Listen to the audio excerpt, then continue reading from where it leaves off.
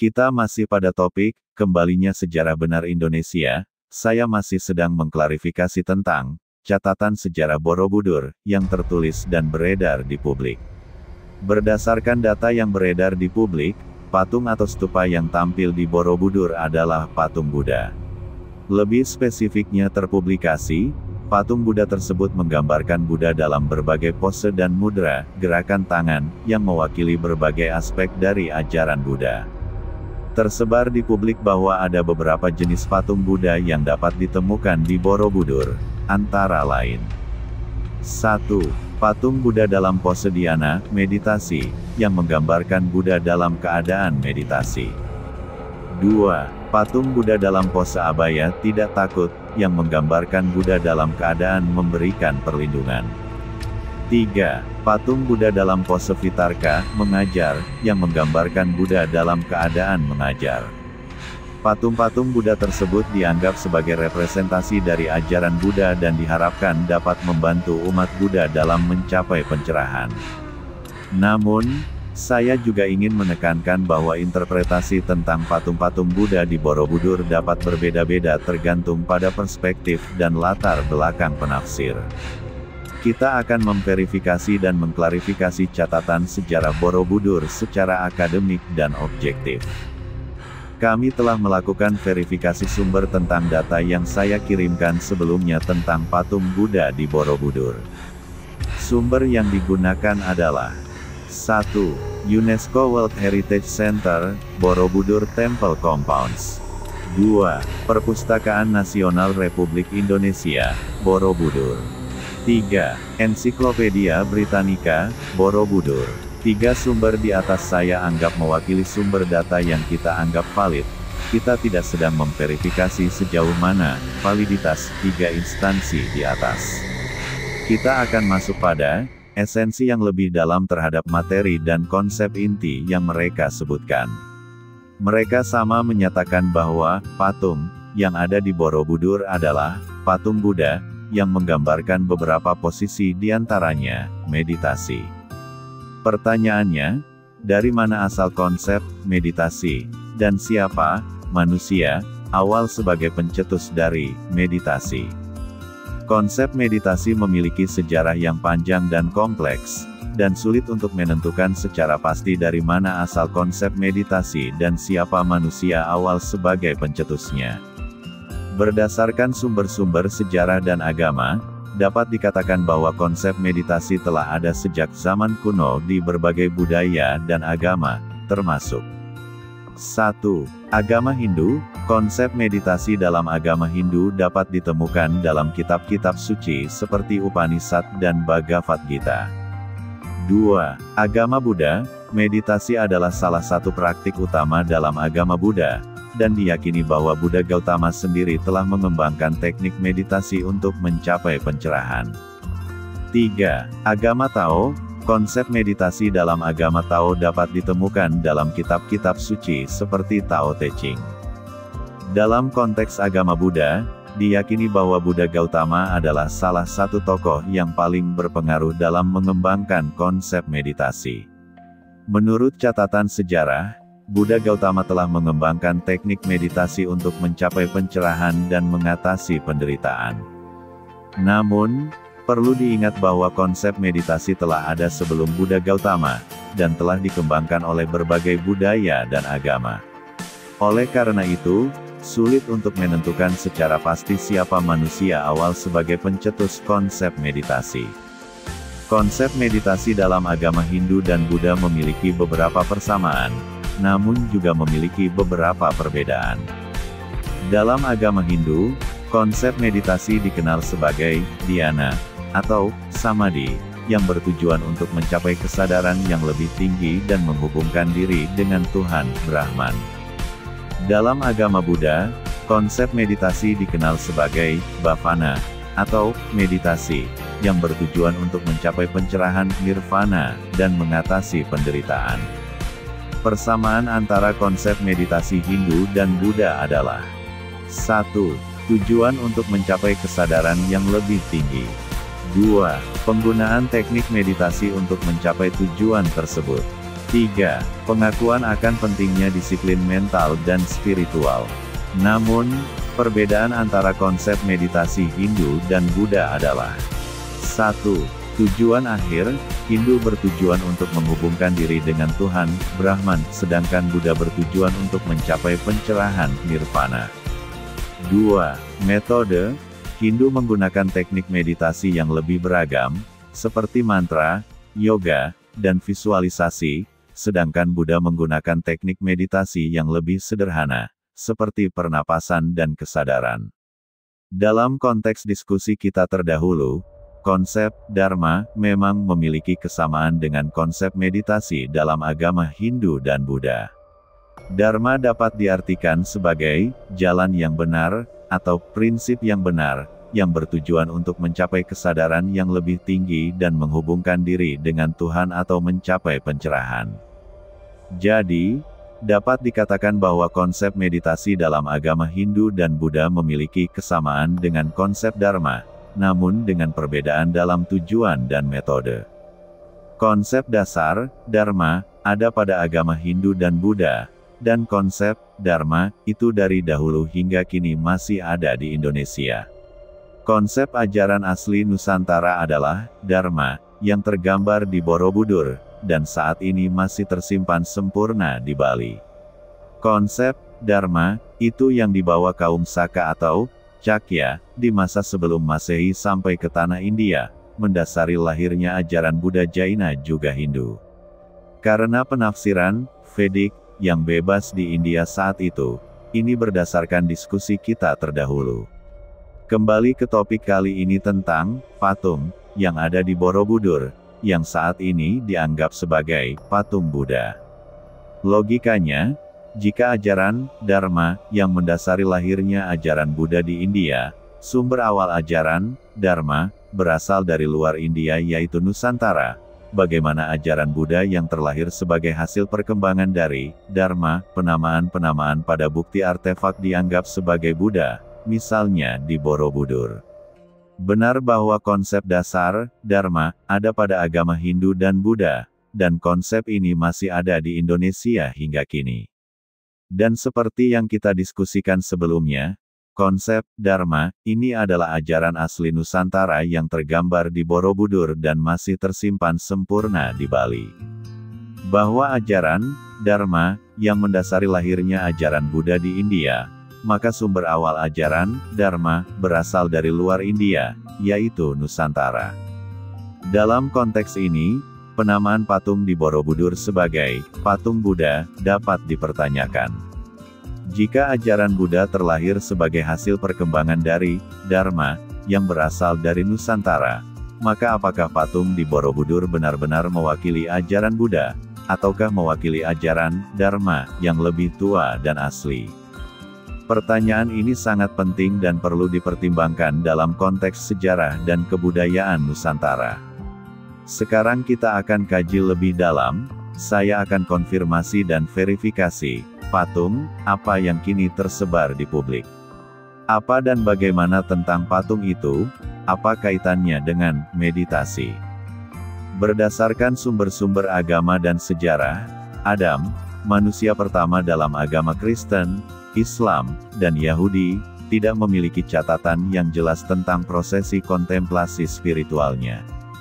Namun, dalam beberapa tradisi spiritual dan mistik, Adam dianggap sebagai simbol dari manusia yang memiliki potensi untuk mencapai kesadaran yang lebih tinggi dan menghubungkan diri dengan Tuhan. Dalam konteks ini, beberapa sumber menyebutkan bahwa Adam melakukan prosesi kontemplasi spiritualnya melalui 1. Komunikasi dengan Tuhan. Adam dianggap memiliki kemampuan untuk berkomunikasi langsung dengan Tuhan, yang memungkinkannya untuk menerima pengetahuan dan guidance spiritual. 2. Meditasi dalam keadaan alam. Adam dianggap hidup dalam keadaan alam yang harmonis, yang memungkinkannya untuk melakukan meditasi dan kontemplasi dalam keadaan yang tenang dan damai. 3. Pengamatan alam. Adam dianggap memiliki kemampuan untuk mengamati dan memahami alam, yang memungkinkannya untuk menemukan pengetahuan dan kebijaksanaan spiritual. Namun, Perlu diingat bahwa catatan tentang Adam dan prosesi kontemplasi spiritualnya tidaklah jelas dan dapat berbeda-beda tergantung pada tradisi dan interpretasi yang digunakan. Sekarang, bagaimana dengan patung di Borobudur yang tersebar di publik dan kaitannya dengan meditasi? Orang yang pertama kali mengajarkan meditasi dalam istilah Nusantara disebut Tapabrata, adalah leluhur bangsa Nusantara yaitu Mahaguru Ramawatu Gunung Ratu Agung Sang Hyang Hadama, atau Nirwana Sang Hyang Doma Siliwangi atau Adam. Kegiatan Tapabrata ini masa terdahulu disebut dengan Samhu, yaitu sikap duduk bersila pada waktu pagi dan sore minimal 2 kali sehari. Dilanjutkan oleh Mahaguru Sunda Lahyang Sang Hyang Shit, atau Shit bin Adam. Kemudian Mahaguru Dewi Siti Laksmi, lalu Mahaguru Rasi Agung Kusuma Ajar Padangi atau Idris, dilanjutkan Mahaguru Rasi Puhun Galuh Hyang Agung. Kata Hun ini adalah nama asli yang kemudian dibaca terbalik menjadi Nuh. Di masa Nuh, yang pada saat itu Topobroto disebut dengan nama Ham, istilah Islam disebut Tahanuts. Tempat yang populer adalah Goa Hiro, ini dari Nusantara. Tapabrata yang ada di masa sekarang, semuanya berpangkal dari apa yang pernah diajarkan oleh Nuh. Pada masa setelah Nuh disebut dengan istilah Milhayas, digunakan pada masa sesudah kehidupan kaum Nuh pasca peristiwa banjir. Milhayas, sedulur papat Kalimo Pancer, ini asli Nusantara bukan dari India. Ini adalah gambaran fisik materi api, air, bumi, angin yang ada di tubuh fisik kita dan pancer adalah kita itu sendiri. Istilah ini baru populer sejak masa akhir kerajaan Majapahit sekitar abad 15–16 Masehi.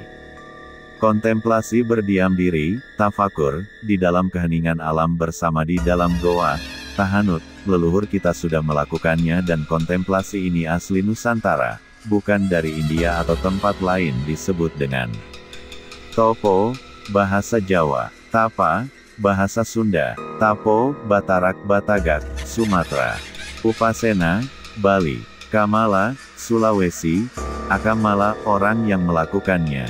Bentuk visualisasinya dan prosesi ini yang tampil di Stupa Borobudur.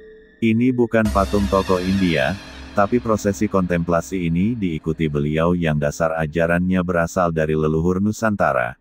Kaum Saka Arya yang kemudian menulis Veda di sana sekitar 1500 SM. Leluhur kita sudah sampai ke tanah India, tercatat sekitar 3000 SM. Orang Eropa sebut dengan Scythia atau Arya. Laku atau cara meditasi kontemplasi, Topo, ini tampil pada stupa di atas Borobudur. Dengan berbagai bentuk duduk kontemplasi, yaitu prosesi Topo. 1. Toponing jasad. 2. Toponing hawa nafsu. 3. Toponing budi. 4. Toponing suksmo. 5. Toponing cahyo. 6. Toponing gesang.